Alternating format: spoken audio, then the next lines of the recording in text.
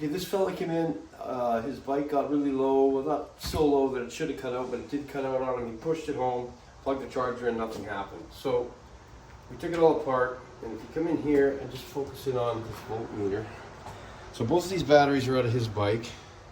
So we're gonna do a volt test on them. They're gonna be low because he rode his bike. So we got 11, yeah, 1110-ish.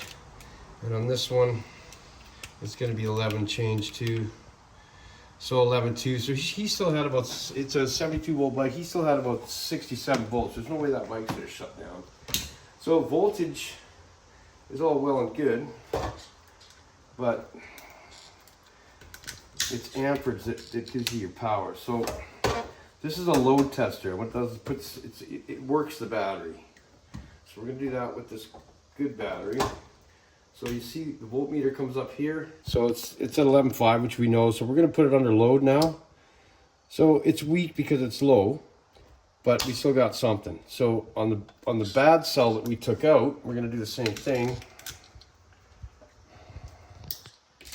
So now he's reading 11 and change as well, but as soon as we put this under load, it goes right to 0. So you've got something in this battery to let go. We just call it a bad cell. Unfortunately, we had to take his whole bike apart to find it. We're going to put a new battery in and he'll be okay.